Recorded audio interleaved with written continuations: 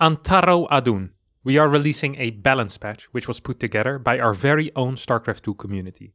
Over the past couple months, we have been working with various members of the community and tournament organizers to create a balance update for the game. We would like to recognize and acknowledge the members of the group for the upcoming changes you see below. Before we go into the changes, I would like to kind of put a disclaimer out there that I did help with these changes, or at least had some input in them. So I'm generally going to be a little more positive towards these.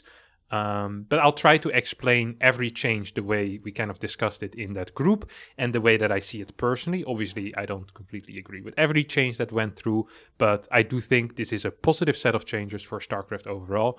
And I'm very glad that Blizzard decided to do any patch whatsoever, although StarCraft 2 is currently in what they call it maintenance mode. This also is not the final patch. There is definitely possibilities that this community group will create more patches, and this can be done very short term. The process is relatively okay. It's somewhat streamlined. So do not worry. This is not the final state of the game. And personally, it's the most hope I've had for StarCraft 2 in a long time, ever since this group kind of came to life, because there are things that actually can change with help of high-level professionals, tournament organizers, etc., etc. So let's just hop into them straight away. Number 1, the shield battery. The starting energy is reduced from 100 to 50 outside of the Nexus field. So you have your Nexus field in which you can usually cast your overcharged battery. Any battery that gets placed outside of that range will only start with 50 energy. This will weaken early game cannon rushes in the PvZ matchup. It will weaken proxy void ray, especially in PvT, because I don't think in PvZ it's really a thing unless you cannon rush. I think these are good changes, which aren't really necessary at the super high level, but go a very long way at kind of this low Grandmaster, high Master level, where proxy void ray rushes, cannon rushes into immortal pushes are really common, and they're extremely difficult to stop. You need to play extremely well, and often the cannon rusher or the proxy void ray rusher can make a lot more mistakes. So you kind of even it up a little bit with a change like this, and that's why I think this generally is a good change. Now, a side note here is that it will make aggressive pushes in PvP against the 1-gate expand also a little bit weaker. So we've seen a lot of proxy 1-gate Stargate on maps like Curious Minds, Pride of Altaris, and Blackburn. That will be a lot weaker now because these batteries that will be used aggressively will be a lot weaker. So there might be some changes in PvP, but I'm mainly looking at that from a PvT perspective and a PvZ cannon rush perspective. And I do believe this to be a very positive change. Second change, Dark Templar now have a 0.75 second attack delay after blink. Now, this change is for one very obvious reason. This is in the late game of PvT at a very high level where Protoss run around with 10, 11 Dark Templar. They 3-shot planetaries. And even if the Terran is really quick, often the DTs still are capable of getting a planetary down. This gives the Terran a little more time to respond because the blink ability is considered to be quite good on a unit with such high initial shot damage.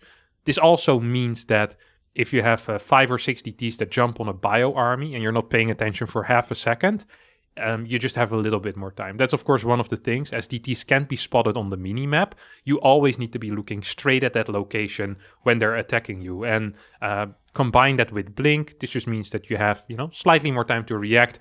I think the unit will become a little bit clunky to use. And maybe it's not the greatest or the change that feels the most natural, but overall, I have relatively positive feelings towards this change, as it feels really dumb to lose a planetary to 12 DTs blinking on top of it. It feels like there's very little counterplay, and I think that's one of the things that this definitely improves. Then finally, for Protoss, the Void Ray, the unit that has been spoken about so much in the past year and a half. The build time is increased from 37 to 43.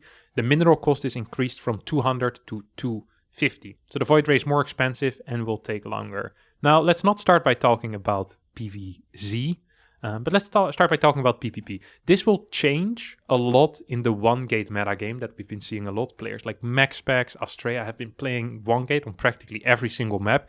This will be a significant change for these players. It might force them to switch back into a two-gate type of opener style, and I think that is quite big for PvP.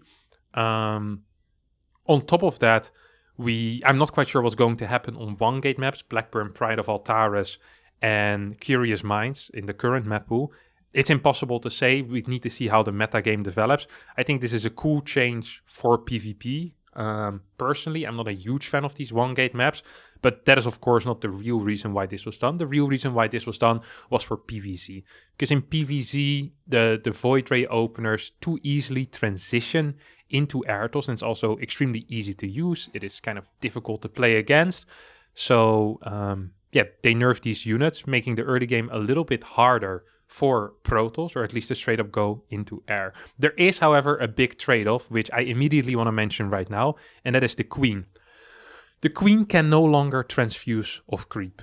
This is huge. This is the biggest change in this entire patch, and especially at high level. I think at lower levels, Queen walks are a little bit less common, and their execution tends to be so poor that not being able to transfuse doesn't really matter because they weren't going to use it anyway. But at high level, this basically makes Oracle openers viable on every single map. This means that at a high level, ground toss is viable once again. So what these two changes do in combination, or at least what they're hopefully intended to do, is that it lowers the amount of Queen walks we see at a high level, and it lowers the amount of pure Void Ray into air toss type of play we see a lot at the lower level. So it kind of is a nerf for Zerg at the high level, and it is a bit of a buff for Zerg at the lower level. And I think that makes a lot of sense. Now, there are worries, of course, that if the Queen Walk is not viable anymore, that people can start playing things like Oracle straight into carriers. But I do believe that, at least at the high level, Corruptors will be able to deal with that. That's obviously something that needs to be monitored. But these two changes, in combination with one another, have the potential to shift the entire mid-game of PvZ just upside down. It makes ground toss extremely viable, and when I'm talking about ground toss, I'm meaning opening 2-3 oracles straight away into ground toss. This is going to be something that we can see on every single map. These games are active, they are fun to watch, they're fun to play. It feels like you're actually doing stuff rather than building cannons, batteries, and getting a couple of Void Rays and carriers out. I find it difficult to believe that there's a lot of people that really enjoy playing that style and really enjoy watching that style. I think these are the two very good changes. Now, obviously, they can have bad side effects, and we need to see that and monitor that. And in that case, action can be taken. And I would like to reiterate that one more time, is that all of these changes are being monitored. Right now, it's still a PTR patch, I believe, as well. But if something shows to be completely, we thought about it incorrectly, this can be changed. And this can be done in a relatively short time frame as well. So this is important to note here, is that for the first time in a long time, we have a group that is very active, that can quickly implement changes, or relatively quickly. Let's move on. The Widowmine reduced the effectiveness of drilling claws by from 0.71 seconds to 1.07 seconds. So a slightly longer burrow time after drilling claw is research, makes it a bit easier to respond to them, makes them a little bit a little bit worse in the direct fights against Ling Bane. So I think overall it's not really meant for my matchup, so I can't say too much how useful this is going to be, and it's very difficult to see such small amounts and what the change will be, especially if you don't play the race. So I just don't know too much about it, what it will do or how that will play out. Fights will probably go a little bit worse for Terrans. Mind drops will inevitably get a little bit worse, but yeah, we'll have to wait and see. And I don't really want to speak on stuff I don't know too much about. The Lurker, reducing the effectiveness of adaptive talent from 0.71 to 107. So it's exactly the same nerf. This, of course, helps a little bit, especially at the lower levels in PvZ, where I think one of the main problems that lower level Protosses have when they play ground toss is dealing with lurkers. At the high level, this honestly isn't really an issue. I don't think lurkers are an issue at all at high level. We never really see them, so I doubt they're an issue. But at lower level, I know a lot of tosses struggle with that. This could be helping them a little bit. But honestly, at lower level, I think tosses just run into lurkers very often without detection. That seems to be more of the issue. So I'm not quite sure how this will do anything for PvZ. In TvZ, this will make the lurker obviously just a little bit weaker and the same amount weaker as a Widow Mine. I'll need to see how this plays out exactly before I can make a good judgment on what this does. I'm just simply not knowledgeable enough. I can't imagine or visualize how this would look in a fight. So I don't want to say too much about it. The Nidus Worm increased starting creep by 1 unit in each direction around the worm once it spawns. Now this change has been done for to make queens still capable of transfusing the moment they pop out of a Nidus Worm as the first unit. So a common scenario if you're doing an aggressive Nidus Worm in someone's base is that the queen pops out, transfuses the Nidus Worm, and saves the Nidus Worm, and then the rest of the units can pop out. Because of the queen can no longer transfuse off creep, there needs to be more creep around the Nidus initially in order to do that. So that is a very, these changes are kind of coupled, these two. So yeah, let's just keep that in mind. And I actually think this is it. Like the patch isn't very large. The ideas are quite simple.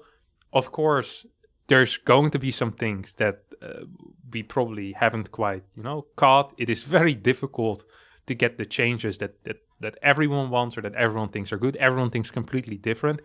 I am honestly quite proud that as a group we managed to get something that looks, in my opinion, good. I'm curious what you guys have to say. I know it isn't a lot. Maybe people expected a way bigger patch. We will be working on more stuff in the future, and it's a very large group of people, so it's not like it's 3 guys deciding everything. It's a very large group of people, which does, make the process a little bit difficult at times, but it's a fun challenge, and I hope that, more stuff like this can be done in the future. And once again, I'm kind of grateful for Blizzard for giving this opportunity of making changes when, in my opinion, it definitely was needed. And this is a good first step. I'm really curious what you guys have to say about this patch. Obviously, I'm pretty biased, so I might be seeing everything with rose-tinted glasses. Well, you know what I mean. So yeah, leave it down in the comments below, and yeah, I hope to more patches in the future. Cheers. It's empty. It's an empty coffee cup. It's been here for 10 hours.